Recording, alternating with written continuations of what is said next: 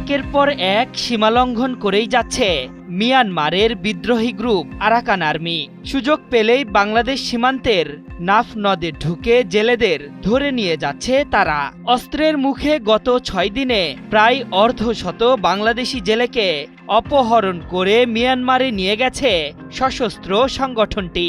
বুধবার সন্ধ্যা পর্যন্ত একজন জেলেকেও ফিরিয়ে আনা যায়নি। এমন পরিস্থিতিতে জেলে পরিবারগুলোর আতঙ্কে দিন কাটছে। বিশ্লেষকরা বলছেন, এটা আইনের লঙ্ঘন ও স্পষ্ট উস্কানি।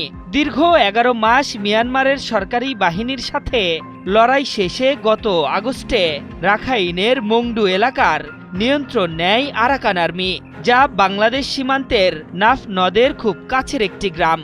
এই নদটি বাংলাদেশ ও মিয়ানমারকে বিভক্ত করে রেখেছে। আন্তর্জাতিক আইন ও সীমালঙ্ঘনের বাধ্যবাধকতা থাকলেও নদীতে মাছ ধরতে যাওয়া জেলেদের ধাওয়া করছে আরাকান আর্মি।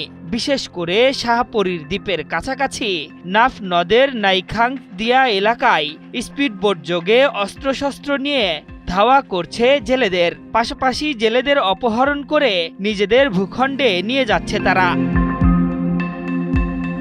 স্থানীয় প্রশাসন ও জেলেদের দেওয়া তথ্য বলছে, গত 6 দিনে 46 জন জেলেকে অপহরণ করেছে আরাকান আর্মি।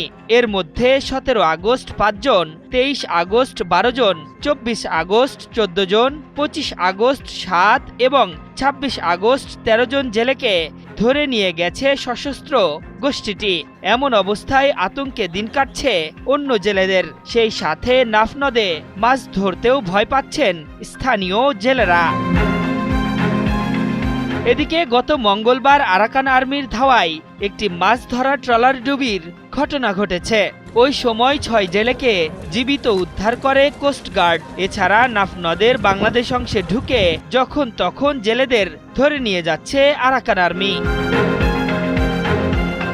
এবারই প্রথম নয়, এর আগে গত আগস্ট থেকে জুন পর্যন্ত 165 জন জেলেকে ধরে নিয়ে যায় আরাকান আর্মি। এর মধ্যে কূটনৈতিক চ্যানেলে তাদের অনেককেই মুক্ত করেছে বাংলাদেশ।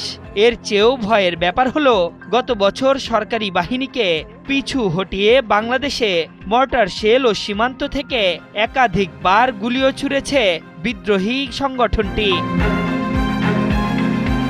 রাখাইন রাজ্যে নিয়ন্ত্রণ প্রতিষ্ঠার পর থেকে নাফ নদের মিয়ানমার অংশে মাছ ধরায় এক ধরনের নিষেধাজ্ঞা দিয়ে রেখেছে আরাকান আর্মি। মূলত নদীর নাব্যতা সংকটের কারণে নাইতখাংদিয়া এলাকা দিয়ে পারাপার হতে গিয়ে মাঝে মধ্যেই মিয়ানমার সীমান্ত দিয়ে আসতে হয় জেলেদের।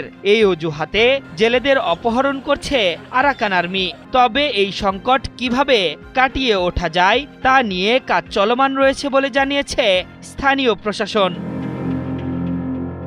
আশরাফুল ইসলাম, ৭১।